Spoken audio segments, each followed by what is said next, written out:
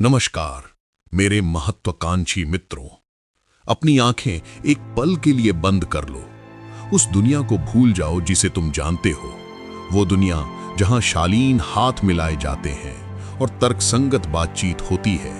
मैं चाहता हूं कि तुम कुछ और कल्पना करो। एक छिपी हुई धारा जो हर बातचीत, हर रिश्ते, हर फैसले की सतह के नीचे बहती है। एक मौन स्पंदित होती हुई लय जो हर चुनाव, हर निष्ठा, हर जीत और हर हार को नियंत्रित करती है। आप सुन रहे हैं द मैकियावेलियन सैंक्टम। और आज हम इसी धारा के अध्ययन में डूबने जा रहे हैं। मैं हूं शंकर अंबूरे और आज हम प्रकाश से दूर सुनहरी छायाओं में उस रहस्यमयी कला के गहन तत्वों को समझने का प्रयास करेंगे, जिसे समझकर तुम किसी भी इंसान की सोच, उसके निर्णय और उसकी भावनाओं को अपने अनुकूल मोड़ सकते हो। ये कोई साधारण ज्ञान नहीं है जिसे तुम किसी पाठ्य पुस्तक में पढ़ सकोगे। ये वो काला ज्ञान है, वो गूढ़ विद्या है जो इतिहास के गर्भ में दबे महलों और सिंहासनों के कोने अंतरे में फुसफुसा कर सुनाया जाता था, जो महत्वाकांक्षा और खून की स्याही से लिखे गए इतिहास की पंक्तियों के बीच छिपी है। इसे समझने के लिए तुम्हें पहले इंसान की उस नग्न, कुरूप और बेरहम सच्चाई को स्वीकारना होगा कि इंसान तर्क का पुतला नहीं है, बल्कि भावनाओं का गुलाम है।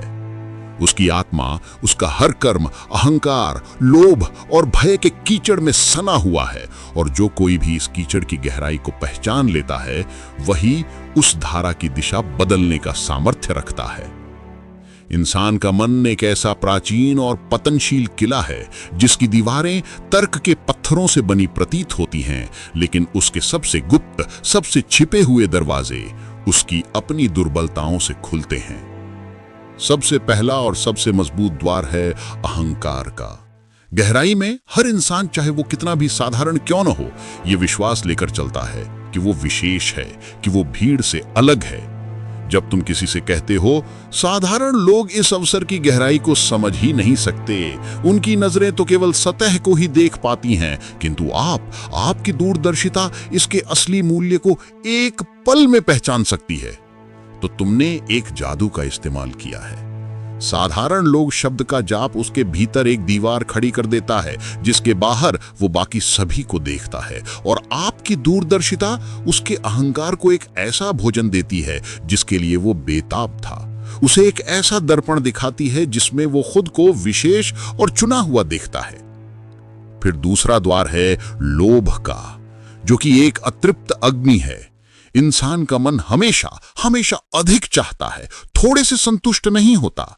जब तुम उसे बताते हो आज का ये छोटा सा सरल सा निर्णय कल एक विशाल घने वृक्ष का रूप ले लेगा, जिसकी छाया में तुम्हारी आने वाली पीढ़ियां विश्राम करेंगी, तो तुमने उसके सामने एक ऐसा चित्र खींच दिया है जहां छोटा सा निर्णय उसे जोखिम का भय नहीं दिखाता, बल्कि उसे तुच्छ लगता है, और विशाल वृक्ष उसकी कल्पना में भविष्य के उन विशाल ठोस लाभों का एक सजीव चित्रण कर देता है जिसकी लालसा उसके रक्त में ही बहती है।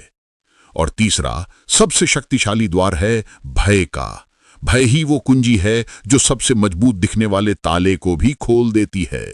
इस अवसर को खोने के बाद ये चूक तुम्हें जीवन भर एक गहरे पश्चाताप के रूप में कचोटती रहेगी, एक ऐसा घाव जो कभी नहीं भरेगा।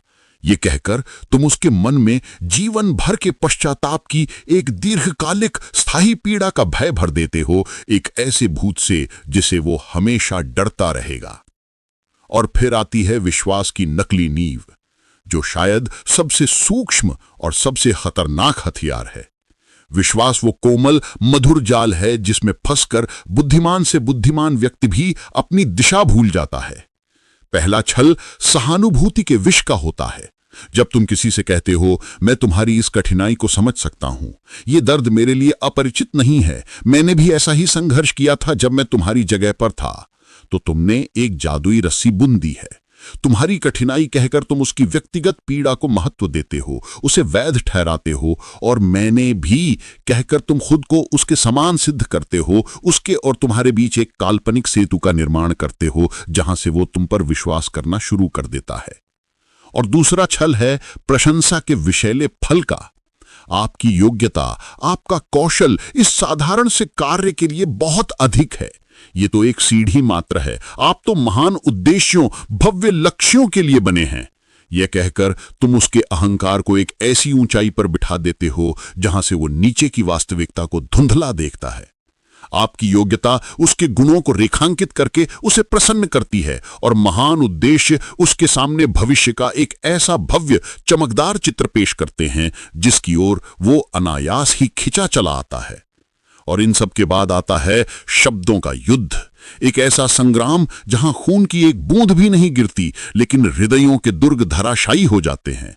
शब्द ही वो अस्त्र हैं जो बिना आहट किए, बिना कोई चोट दिखाए सीधे शत्रु या यूं कहें कि किसी के भी हृदय के सबसे गहरे कक्षों में उतर जाते हैं। पहली रणनीति है प्रश्नों के घातक जाल बुनने की। जब तुम पूछते हो, क्या आपको सच में नहीं लगता कि यह निर्णय और केवल यही निर्णय आपके अपने हित में है, तो तुमने एक सुई चलाई है।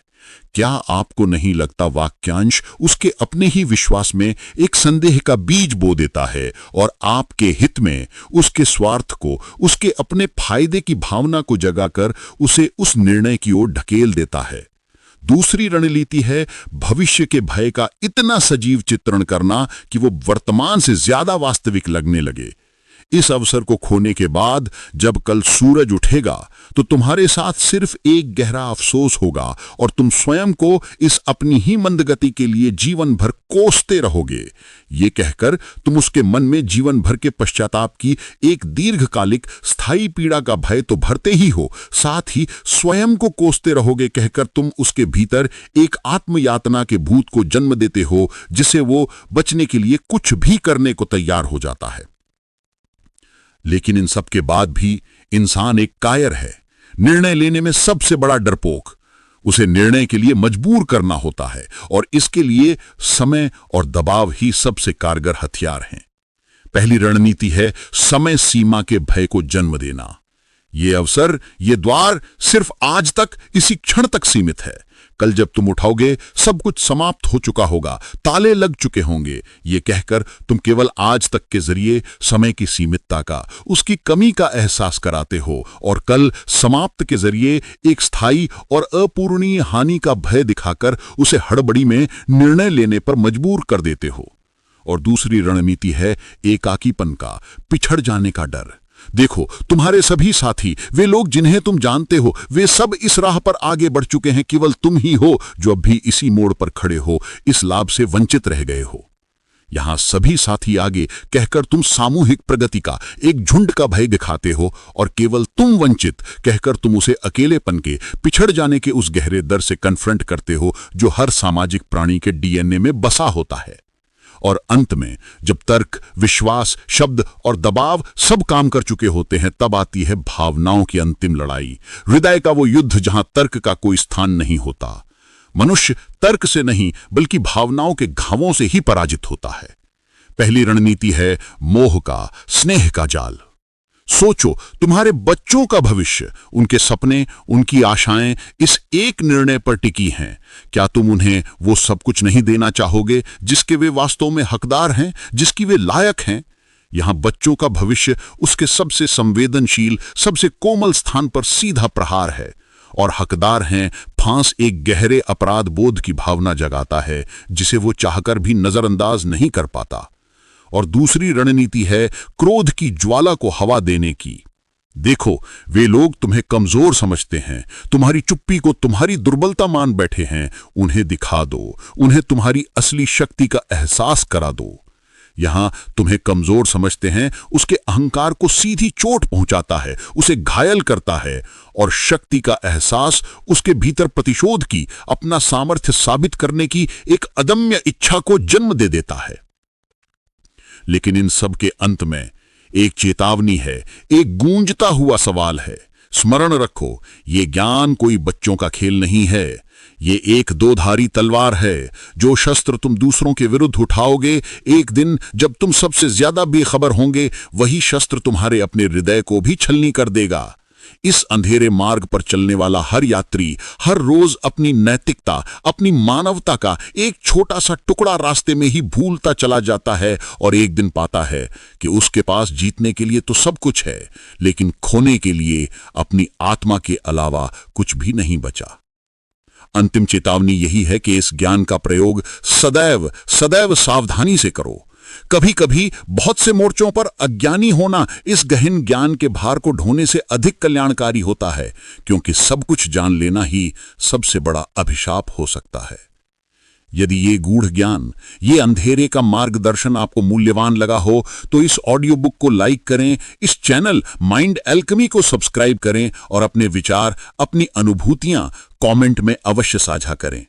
क्योंकि स्मरण रखो, सच्चा ज्ञान वही है जो केवल किताबों में नहीं बल्कि व्यवहार के क्रूर विद्ध क्षेत्र में उतरकर ही सिद्ध होता है। धन्यवाद।